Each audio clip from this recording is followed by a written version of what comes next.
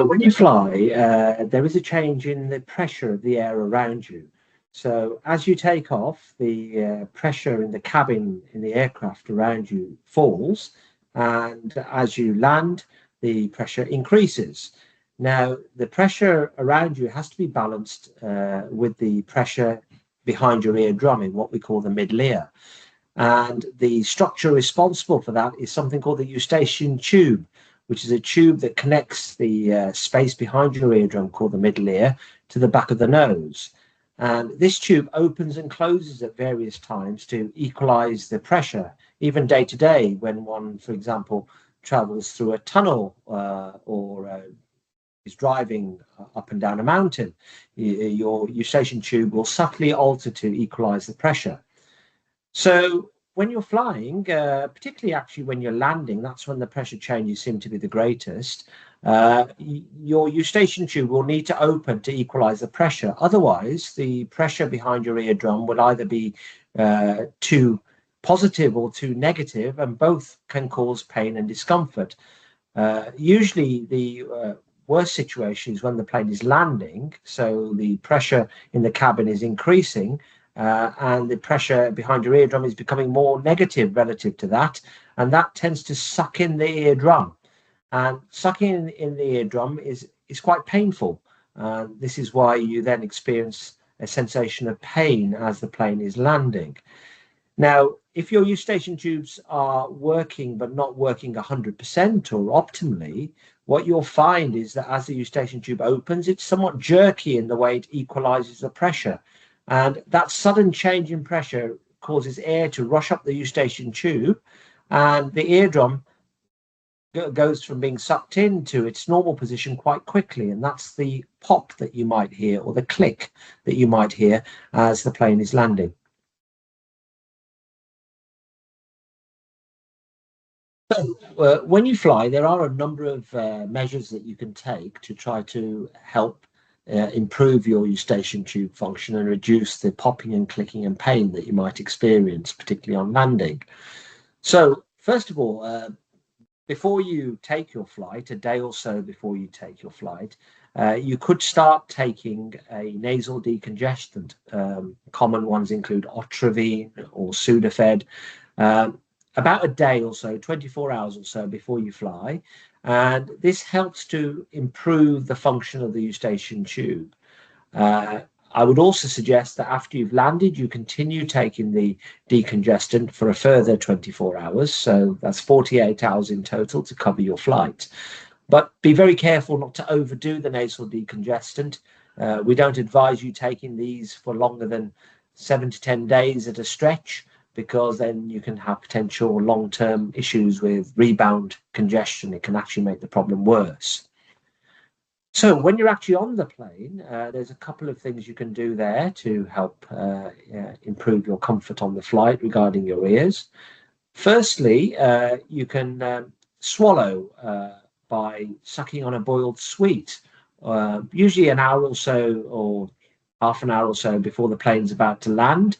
Either yourself, or if it's your children that particularly suffer, you can give them a boiled sweet to suck on, and that will help to maximize the eustachian tube, because the act of swallowing actually stretches muscles around the eustachian tube, causing it to open and equalize pressure. You could also chew on some gum. That's also a reasonable thing to do to try to improve the function as the plane's about to land. You could also try something called the Valsalva maneuver, where you pinch your nose firmly like this. You then, with a closed mouth, you then blow hard against the closed nostril, and that can help open the eustachian tubes and pop your ears. So that's an alternative means of helping to improve your eustachian tube. So there are some patients, both adult and pediatric, who have real problems when they fly, with a lot of pain, a lot of discomfort, a lot of popping and clicking. Now, sometimes one can look to improve eustachian tubes through surgical means. And the two main options you've got are either placing small plastic tubes called grommets into the eardrum. And what grommets behave like are essentially ventilation tubes. In fact, that's the American term for these. And they equalize the pressure in the middle ear with atmospheric constantly. They bypass your faulty eustachian tube. So if you have grommets placed in your ear, you actually have no problems at all flying. You don't experience any pressure changes in your middle ear. You don't experience any pain, popping, or clicking. The disadvantage of grommets, though, is that they don't stay in forever. They will come out of the eardrum after about a year or so, and then you are potentially left back in the same position as you were before the grommets were placed. So an alternative treatment is what we call balloon dilation of the eustachian tubes. So this involves a short procedure where a balloon is placed on the end of a catheter through into the nose and down to the back of the nose and into the opening of the eustachian tube there.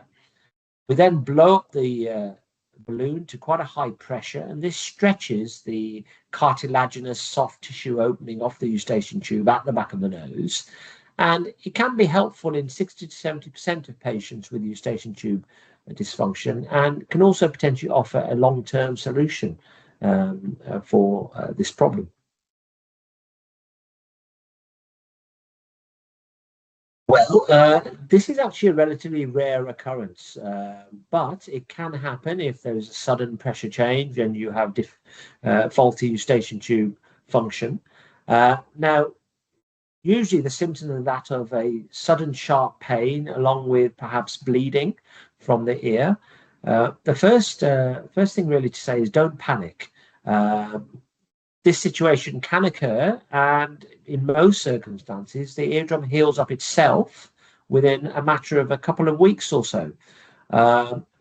Usually, the bleeding will settle down from the ear canal, and when you reach your destination, I would advise consulting with an appropriate ENT specialist. They will usually potentially give you some ear drops, perhaps, to help settle down the inflammation.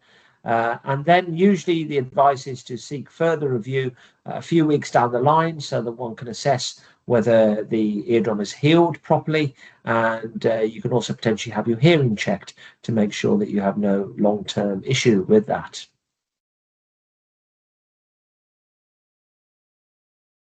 So there are different types of ear infection. So you can either have infection of the outer ear canal, which is the skin of the ear canal, so-called otitis externa, or you can have an infection in the space behind the eardrum in what we call the middle ear, and this is called an otitis media.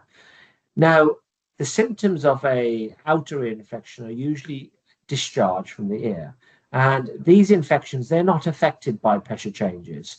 For example, when you fly. So an outer ear infection, it won't be affected adversely by flying itself. Middle ear infections, well, they are slightly different. Obviously, they involve the middle ear, and you may have a collection of fluid or even pus behind the eardrum. Often the eustachian tube will be inflamed and will not be working quite as well as it would do normally. So there is a potential risk of bursting your eardrum when you fly with an active middle ear infection. You can attempt to mitigate that by using nasal decongestants, as I've described previously, or using simple techniques like chewing gum or sucking on boiled sweets, particularly as the plane's landing. A burst eardrum is still relatively rare, and more commonly you may just find that you experience more pain and discomfort than you would do normally when flying, although this wouldn't cause any long-term harm as such.